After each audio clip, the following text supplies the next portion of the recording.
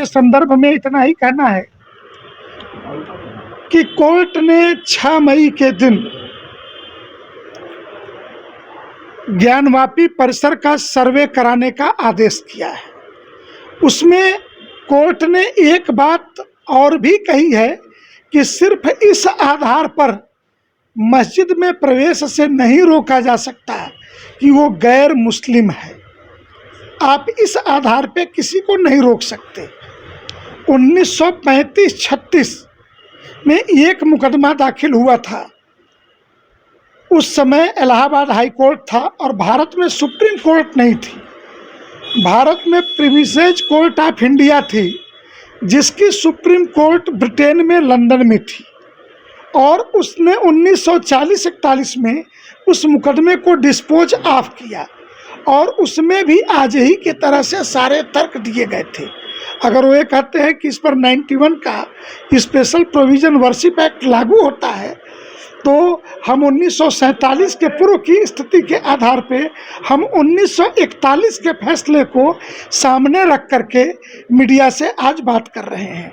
तब भी तत्कालीन जज एसबी सिंह 2-2 बार इस परिसर में गए, 4-4 बार इस परिसर के अंदर सर्वे हुआ।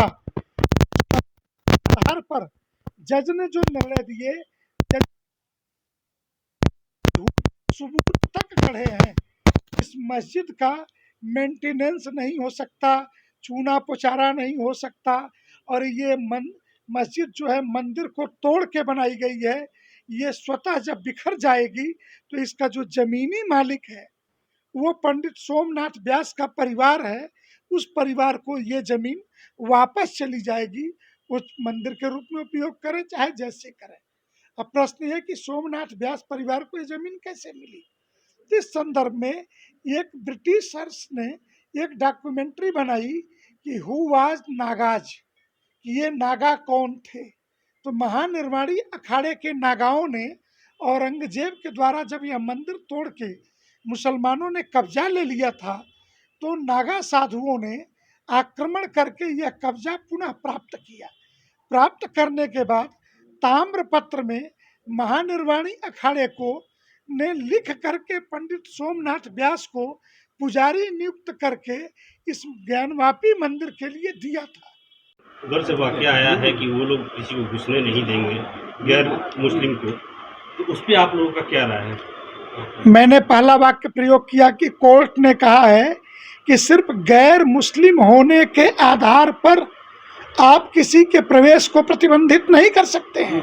एक दूसरी, 1941 में भारत की सुप्रीम कोर्ट कहिए, और चूंकि भारत आज़ाद नहीं था इसलिए इसकी सुप्रीम कोर्ट लंदन में थी, तो प्रिविलेज कोर्ट ऑफ इंडिया का फैसला कहिए, उसके आदेश पर मुकदमे में यही वाराणसी के जिला अदालत से तत्कालीन जज एसबी सिंह और स्पेशलिस्ट के नाते परमात्मा शरण और एएस अल्टेकर, ये दोनों के साथ पूरी की पूरी टीम ने 3-3 बार सर्वे किया है।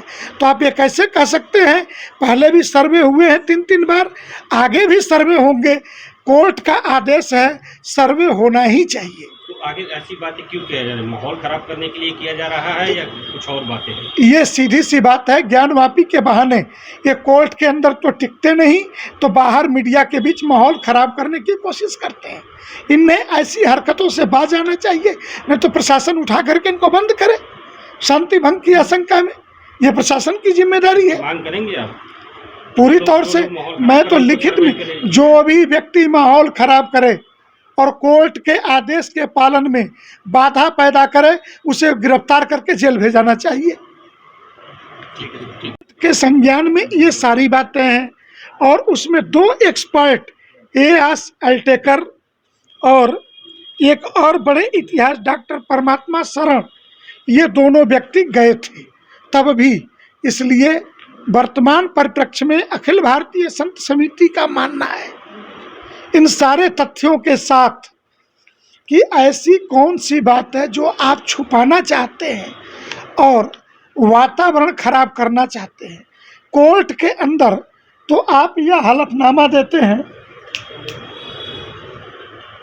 कि कोर्ट के अंदर आप यह कहते हैं कि हमें कोई आपत्ति नहीं है इनके जाने से, और कोर्ट के बाहर आते ही कहते हैं कि गर्दन कट जाएगी, हम अंदर नहीं जाने देंगे। तो ये दोनों बातें एक साथ नहीं चल सकती हैं।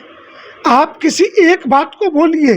और प्रशासन से इतना ही कहूँगा कि उत्तर प्रदेश जैसे बड़े राज्य में law and order Yogi ji के समय में कोई समस्या नहीं है, इसलिए कोर्ट के आदेश का पालन प्रशासन को सुनिश्चित करना चाहिए और इस सर्वे कार्य को पूर्ण होने देना चाहिए। डिजिटल इंडिया का digital new platform live VNS पिछले 7 वर्षों से बनारस की सेवा में। पाइए बनारस के कोने कोने की खबर निष्पक्षता के साथ लाइव वीएनएस से। बनारस की ताज़ा तरीन खबरों के लिए प्ले स्टोर से डाउनलोड कीजिए लाइव वीएनएस ऐप या फॉलो कीजिए लाइव वीएनएस को सोशल मीडिया पर।